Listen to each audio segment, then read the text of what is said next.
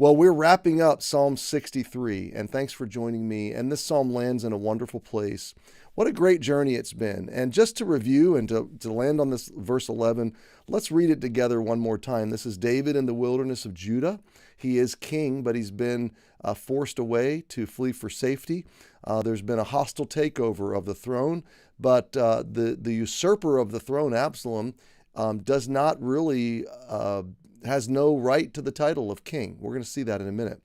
David writes, O God, thou art my God, early will I seek thee. My soul thirsteth for thee, my flesh longeth for thee, in a dry and thirsty land where no water is, to see thy power and thy glory, so as I have seen thee in the sanctuary.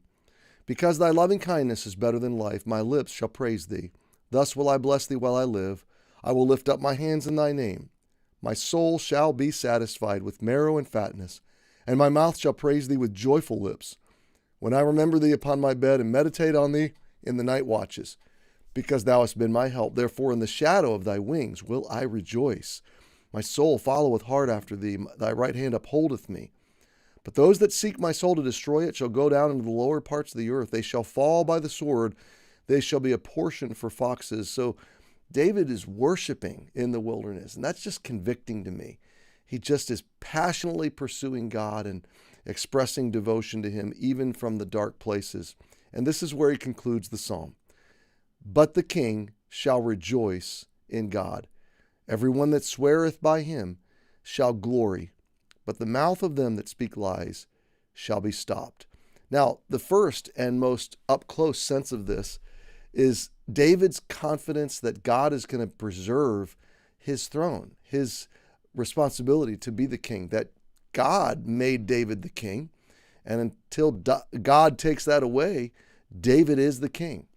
And so he's operating in confidence and in hopeful claiming of victory and promise that's yet to be realized. He says, the king shall rejoice in God. In the wilderness, I'm going to rejoice in God. I am the king. I will be the king. God is in control, and joy is going to be the outcome of this wilderness. And then he says, and this is again, I'm thinking of David's political sense of this, everyone that sweareth by him shall glory. Everyone that stays on the side of right, everyone that chooses David as king is going to be honored in the kingdom of David. He's gonna glory in the victory with David, those that are loyal to David. But the mouth of them that speak lies, the deceivers, the betrayers, the treasonous deceivers, they will be stopped. So David knows that justice will be served by God, by grace in time, and that those that are patiently faithful and loyal will be the victors. So there's an immediate political sense to this, but there's a much bigger and more eternal, frankly, a gospel sense to this. And that is that Jesus is king. He wins. Before him every knee shall bow and every tongue confess, and he will reign supremely in joy. He is the king of joy and victory in a cosmic, eternal sense. And everyone that swears by him, everybody that places their trust, their faith in him, everybody that lands their hearts in faith and belief in him shall glory.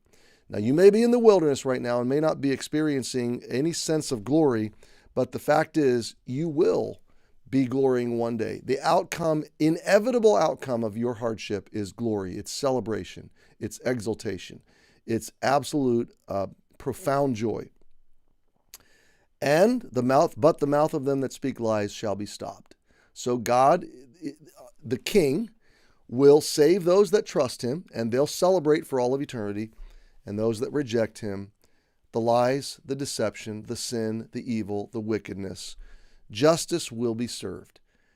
Evil will be stopped once and for all. So there's the immediate sense of doing what is right and choosing what is right and trusting the outcome to God.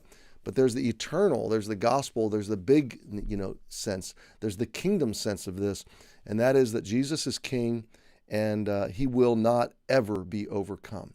What a great psalm. We're at a great way to move into our Thursday and rejoicing in the kingship of Jesus.